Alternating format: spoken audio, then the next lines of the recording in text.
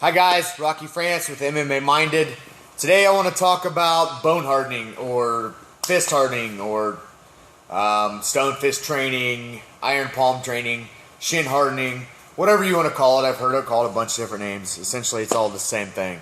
You see guys use a Makiwara board or punch in the wall, or you see Muay Thai guys kicking banana trees and things like that. So there's a bunch of different ways to achieve the same effect.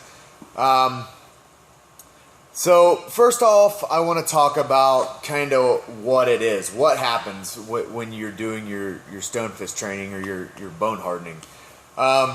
It's a process called ossification, I believe.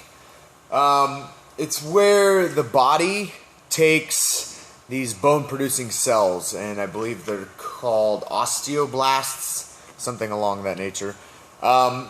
These cells, they take phosphate and calcium, and that they use it to repair the bone.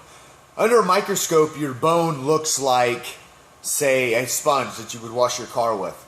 It's full of nooks and crannies and voids and crevices and such.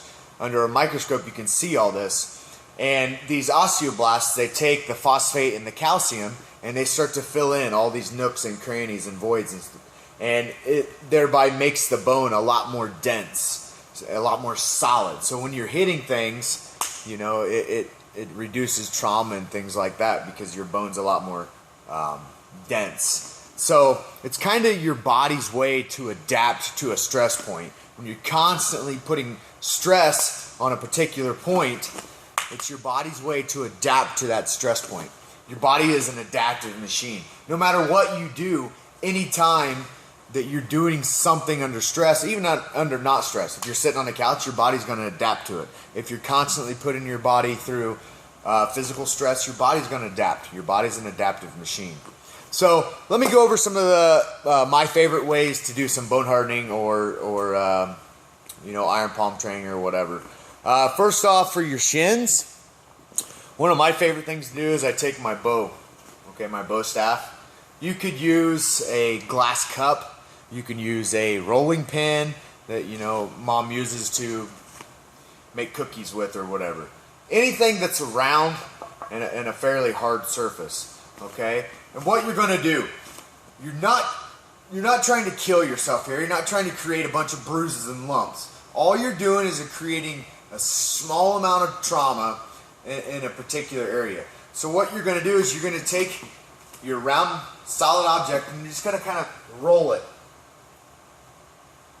back and forth on the shins, all the way down over top of your instep, doing the same thing, all the way down to the toes, because we know that when we kick, ultimately you want to make contact with your shin, but it doesn't always happen.